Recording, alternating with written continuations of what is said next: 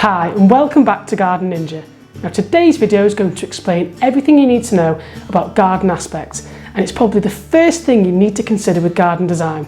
And I'm going to explain exactly why understanding your garden aspect and where the sun rises and falls in your garden is so vitally important for successful gardening. So come on, let's get cracking. If you've not already subscribed to my YouTube channel, make sure you hit the red subscribe button below, where you'll get access to over 120 garden design hints, tips and hacks. And best of all, it's free, so subscribe today.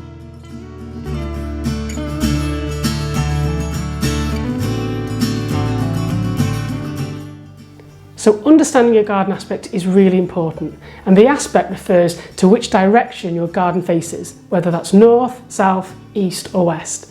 Now the earth spins in an easterly rotation, so the sun will rise in the east and then set in the west. So understanding which way your garden's pointing will help you understand where the sun will rise and fall, where there's potentially shade in the garden, and more importantly, what kind of plants are going to thrive in your garden.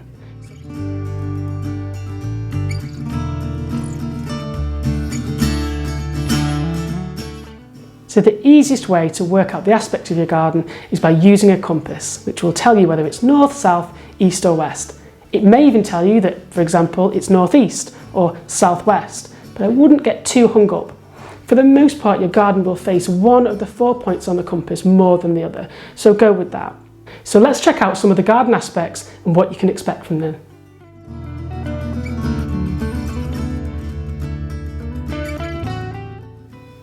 So let's start with the south-facing garden.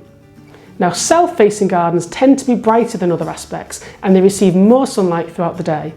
Because of that, they also tend to be hotter and warm up quicker in the season, so it's great if you're growing things like vegetables and plants that like full sun. The drawback with a south-facing garden is they can be very warm, and it can require more watering for your plants and vegetables to keep them going throughout the summer months. It also means that you need to carefully consider where you might need to add shade in the garden, because whilst it's great to sit out in the sun for 10 minutes or half an hour, you probably don't want to be sat there baking away all day.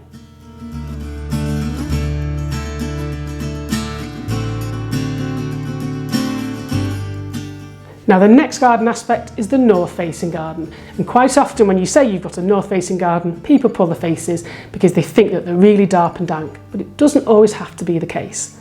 Now north-facing gardens do receive less sunlight throughout the day, and they tend to be darker, and because of that they also tend to be damper because there'll be a lot of dappled shade in a north-facing garden.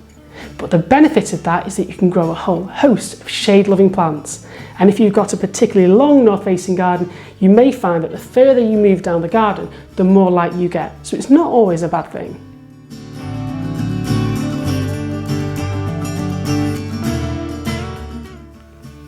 Next up is the east-facing garden, and if you're an early bird, then this is the aspect to look out for. Because we know that the sun rises in the east, an east-facing garden will receive the majority of the sunlight in the early morning and into the mid-afternoon, so it's great if you like to be up and out in the garden early doors.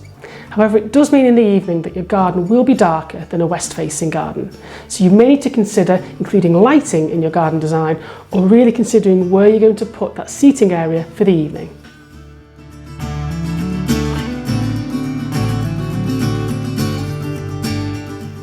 And last but not least, we've got the west-facing garden, which is pretty much the opposite of the east-facing garden.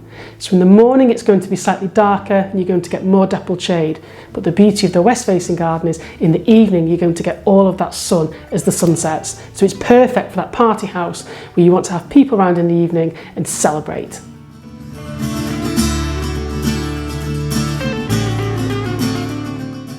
Another important tip from me is to watch how the sun moves through your garden in the day, because whilst it may be a south-facing garden which should technically receive sun pretty much all day long, you may find that neighbouring properties, trees, buildings cast their own shade. So the aspect is only really an indicator of what would happen if there was nothing else blocking out the sun. So it's really worthwhile to watch where the sun moves, see where there's maybe pockets of shade, where the sun sits for the majority of the day, and then you can start to plan your garden design around that. Because what you don't want to do is plan a seating area, a patio or a terrace that's pretty much in the shade all day, because it's going to be rather chilly. What you want to do is find somewhere that gets an adequate share of both sun and some dappled shade, which will be the perfect place to sit and relax.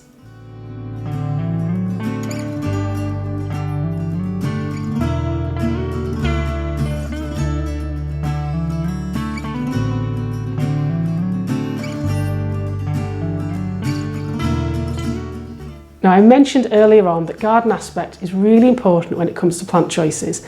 And when you're designing your gardens or choosing plants from a garden centre or nursery, you really do need to consider and bear in mind your aspect. Because there's no point trying to grow shade-loving plants in a south-facing, really warm garden, because they're just not going to like it and they're not going to thrive.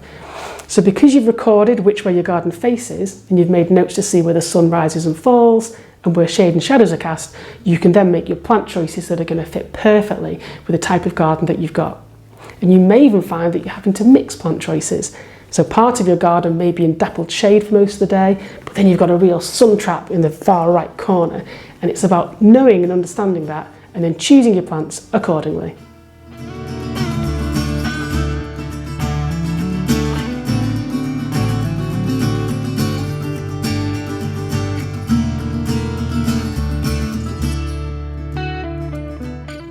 Now, don't be too concerned if your garden isn't south-facing and you hear people say that south-facing is the best aspect. It all depends on the kinds of plants you want to grow and the theme and function of the garden that you're trying to design. So don't be put off. There really are plants for any type of garden aspect.